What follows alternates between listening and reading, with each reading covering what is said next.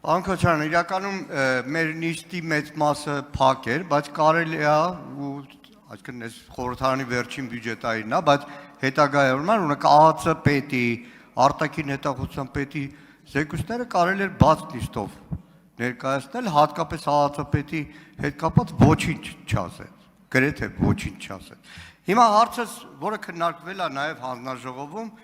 տարբեր ԱԱՑ պետին հատկապես ուղղված հարցումներից, տարբեր գերատեսչություններ գրավոր հարցումներից հետո։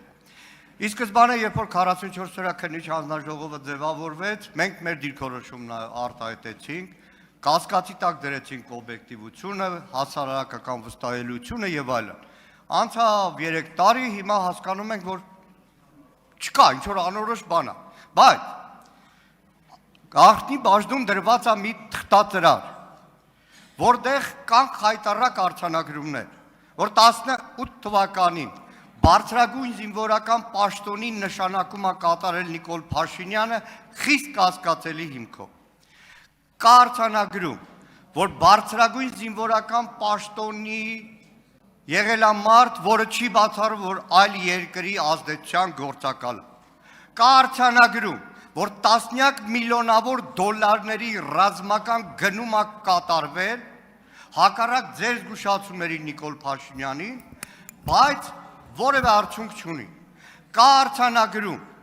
որ տասնյակ միլիոնավոր դոլարների հոբ համակարգ գնվել, որը անարդյունավետ է եղել, միակ դեպքն է, որ գլխավոր դատախազություն այդ ժամանակ գրություն եք ուղարկել, չկա հետևանք։ Ուզում հասկանամ, անկախ են բանից, այդ քննիչ հանձնաժողովի զեկույցը մտել է ուժի մեջ, չի մտել, բայց այդ ամեն ինչը գրած է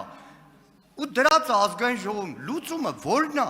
իրավապահները ոնց կարան այդ ուղղությամբ աշխատել։ Պարոն Մանուկյան, լուծումների մասին գոնե ես եւ դուք ունեցել ենք զրույցներ։ Լուծումը դա օրենքով նախատեսված ընթացակարգերն են։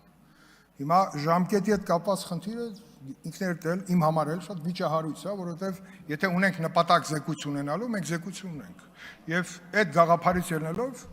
քննիչ հանձնաժողովի որպես նախագահ զեկույց ուղարկել եմ ազգային ժողովի նախագահին, որից հետո ենթադրում եմ, որ այդ զեկույցը պետք է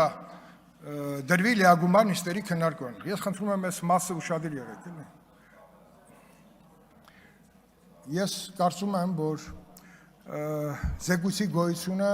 դուք հիմա նշում եք բաներ, որ ինձ ես պատասխան չեմ տալու, որովհետև անձամբ ես եմ գաղտնիության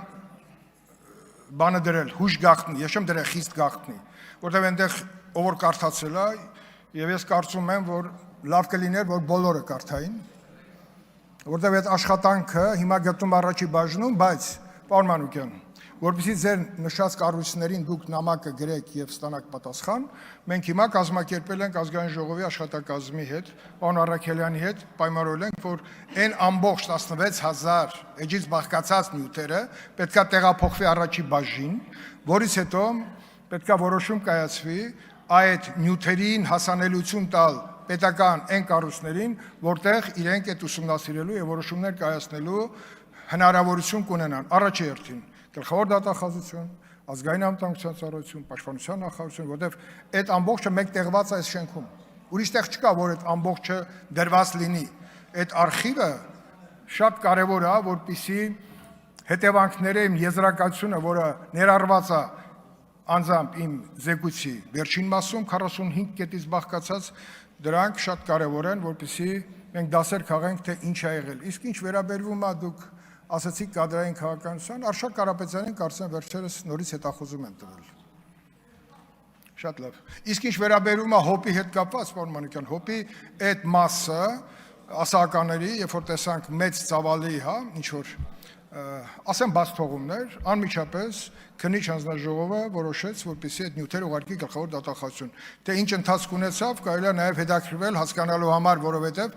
սպառազինության ձեռքբերումը գիտենք շատ վիճահարույց է եղել տարիներ շարունակ եւ Դավիթ Գալստյանի մասին բոլորս էլ հայտնի է, լսել ենք, հետևում ենք, ուսումնասիրում ենք եւ կարծում եմ, որ բոլոր տված վնասը մեր անվտանգային համակարգին, ով որ տվել է վնաս, պետքա պատժվի օր առաջ։ Ունեք արձագանք, համեցեք։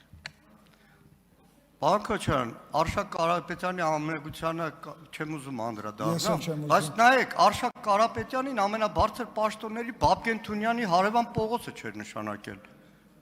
Բաբկեն Թունյանի կողքին էր նշանակել։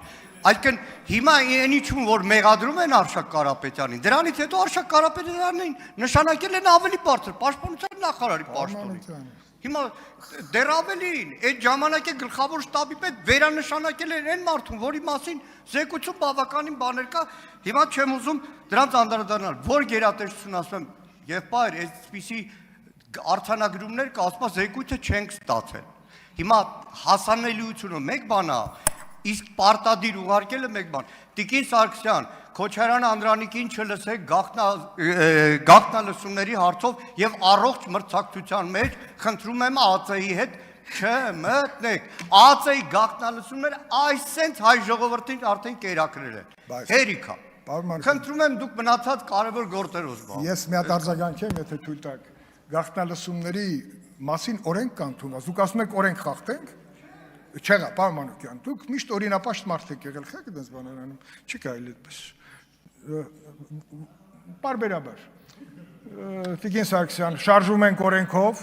եւ ֆինանսների նախարարին ես կխնդրեմ, որպեսզի աջակցի այս խնդրի լուծմանը։ Պարոն Օսյան, սա շատ կարևոր խնդիր է։ Մեր աչքը ջուր լցվեց, պետք է տեսնենք սա։ Շատ լավ։ Պարոն Մանուկյան, դուք շատ լավ գիտեք, որ պաշտպանական գերատեսչության ձևավորման փուլում մենք կադրերի խիստ պակասի պայմաններում ով ասես եղել է այնտեղ, հետագա ֆիլտրացման process-ը, զտման, մաքրման, ուսումնասիրման, դա շարունակական է եւ մինչեւ հիմա էլ։ Եվ կհասնենք մի օր այն վիճակին, որ ուսադիր կրող մարդը չի կարա երբևիցե հանդիսանա մեկ այլ պետության ցանկալի մարդ։